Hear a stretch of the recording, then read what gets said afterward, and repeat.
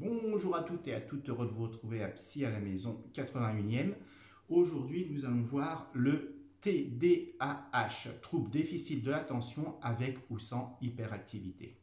Alors, vous avez sûrement entendu parler d'un enfant diagnostiqué, alors je mets diagnostiqué entre guillemets, TDAH. Mais c'est quoi au juste le TDAH? Vous pourrez croiser d'autres termes plus anciens pour le diagnostiquer, ce trouble comme l'hyperkinésie, l'instabilité psychomotrice, l'hyperactivité, et on a fini par nommer ça TDAH, trouble du déficit de l'attention avec ou sans hyperactivité. Alors, peu importe le terme, nous allons parler de la même chose. Vous pouvez retrouver les anciens termes, mais on parle bien de la même chose, donc c'est ça le plus important. Alors, c'est un trouble de l'attention, un syndrome avec 3 symptômes bien définis, c'est-à-dire des difficultés à se concentrer ou inattention, ça va avec, de l'agitation ou de l'impulsivité. Ce trouble de l'attention est physique, neurologique, ayant des conséquences sur le comportement, donc aussi psychologique. Aussi, rappelez-vous, quand le corps va mal, l'esprit va mal. Comme bien souvent, nous voyons le résultat, le trouble de l'attention, donc comportemental, sans pouvoir percevoir le médical, car l'handicap n'est pas physique, il n'est pas visible. À ce jour, des recherches continuent pour mieux comprendre ce trouble de l'attention qui n'est pas une maladie à ce stade des connaissances. On ne peut pas dire que c'est une maladie. Il n'existe pas d'examen médicaux spécifique pour mettre en évidence le TDAH, mais une évolution approfondie par un professionnel de santé spécialisé, les psychologues, psychiatres, neurologues, ils ont des outils de diagnostic du trouble de l'attention, des tests pour le diagnostiquer. Différentes approches sont possibles. La psychothérapie et particulièrement la thérapie cognitivo-comportementale peuvent aider le TDAH à vivre avec son symptôme. Ça veut dire qu'en réalité, on n'en guérit pas, mais on peut apprendre à vivre avec. Il existe une prise en charge médicamenteuse, mais attention aux effets secondaires nombreux. Il n'existe pas de médicaments miracle à ce jour. Alors, surtout chez la prise de jeunes enfants de médicaments, il faut faire attention parce qu'il peut y avoir des addictions et puis des effets secondaires importants. Alors, maintenant, on va voir la position de la psychanalyse dans la gestion du trouble. Alors, ça a été un trouble sur lequel psychologues, psychiatres et psychanalystes se sont heurtés. Il y a eu pas mal de conflits, beaucoup de choses.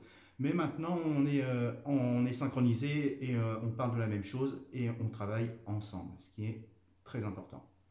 Longtemps crié dans la gestion de ce trouble qui n'est pas une maladie, la psychanalyse a pourtant toute sa place. La prise en charge sera psychodynamique analytique. Pas de souci, je vais vous expliquer ce que ça veut dire. C'est-à-dire étudier la complexité des rapports qu'entretient le patient avec son environnement à travers son histoire propre et l'aider à mieux comprendre, se comprendre et pour s'adapter. On va aider le patient à s'adapter à sa maladie. Trouver sa place et se réaliser le mieux possible pour lui. La psychanalyse sera un outil en plus des autres prises en charge médicales ou thérapeutiques. D'accord ? On n'ignorera jamais le problème physique, corporel de la maladie qui entraîne des troubles comportementaux. Le psychanalyste peut prendre en cure un patient diagnostiqué TDAH tout en prenant en compte les autres suivis possibles, physique, médical, mais aussi les autres thérapies auxquelles le patient il fait. C'est nécessaire à la prise en charge du syndrome. Pour finir, je voudrais revenir un peu sur les fausses idées reçues. Les fausses idées reçues sur le TDAH, parce qu'il y en a beaucoup. Mais bon, c'est normal, il faut savoir que c'est récent. On travaille dessus que depuis 30 ans. Ça a été découvert au 19e siècle, donc ce n'est pas d'hier, mais la prise réelle en charge du syndrome, et ça fait réellement que 30 ans. Donc il y a encore beaucoup de choses à faire, beaucoup de choses à découvrir, que ce soit physique ou psychologique. Alors, première idée reçue, le TDAH ne peut pas se concentrer. Eh bien, c'est faux. Le TDAH peut se concentrer. À une condition, il faut que la tâche qu'il est en train de faire ou l'action qu'il est en train de faire le passionne, l'intéresse. Si ça ne le passionne pas, ça ne l'intéresse pas, à ce moment-là, il va décrocher plus rapidement que la normale. Le TDAH est toujours agité.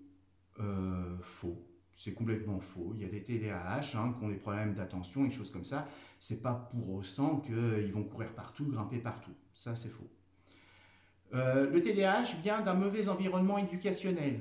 Là aussi, c'est faux. L'environnement éducationnel n'a rien à voir. Hein. C'est pas parce que vous êtes dans une famille avec un mauvais environnement que vous allez être TDAH. Pas du tout. Hein. Idem, c'est pas parce que vous êtes dans une bonne famille que vous ne pouvez pas avoir de TDAH. Ça, c'est faux. Hein. C'est vraiment une idée reçue sur laquelle il faut combattre. Le TDAH se guérit adulte.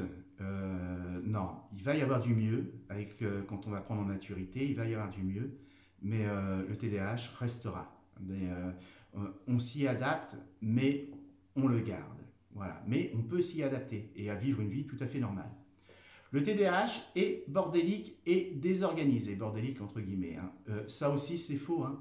L'organisation, ça s'apprend, mais c'est difficile pour eux involontairement. Expression du syndrome, c'est un des expressions du syndrome. Il faut savoir que le TDAH, si on le caractérise bordélique, en réalité c'est parce qu'il va avoir plus de mal à se structurer, plus de mal à s'organiser. Mais si on travaille sur son organisation, on peut le rendre organisé, beaucoup mieux. Ça ne sera pas comme quelqu'un dit, entre guillemets, normal, mais on peut y arriver. Voilà, j'espère vous avoir appris pas mal de choses sur le TDAH. Je peux faire une autre vidéo pour aller plus profondément dessus, hein, comme d'habitude, si vous voulez, s'il y a des syndromes particuliers sur lesquels vous voulez que je travaille sur le TDAH, il n'y a pas de problème, je le ferai.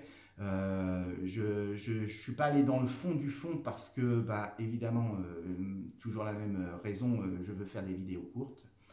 Voilà, donc j'espère qu'en tout cas vous aurez appris quelque chose, que vous saurez un peu ce que c'est que le TDAH. Hein, quand vous en entendrez parler, vous saurez de quoi on parle et à quoi ça se réfère. Ça se diagnostique de plus en plus de façon jeune. Hein. Plus on diagnostique jeune, bah, plus on peut agir avec, plus on peut mettre en choses en place et plus on peut aider la personne. Et après, la personne pourra vivre une vie tout à fait normale. Elle ne sera jamais dans la normalité à 100%, mais ça s'y approche et on peut vivre avec. Hein. Plus de 40% de TDAH hein, vivent une vie tout à fait normale.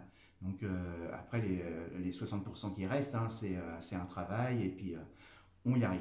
Voilà, ça c'est la bonne nouvelle, c'est que ça se travaille. Mais il faut prendre ça très au sérieux et se faire aider psychologiquement, hein, en entamant des thérapies, et puis faire s'aider médicalement, se faire suivre pour déterminer les raisons exactes et après bah, ça se passe bien. Voilà. Alors, nous pourrons aller à l'occasion hein, plus loin dans les symptômes, hein, très nombreux, pour les expliquer dans une autre vidéo. Hein. Je veux faire court, hein, toujours pareil. Hein. C'est juste pour vous informer. Après, c'est à vous d'aller vous renseigner, voir un peu plus, ou alors me demander, et puis je vais plus dans le fond. Merci, à bientôt. Prenez bien soin de vous et de vos proches. À bientôt. Au revoir.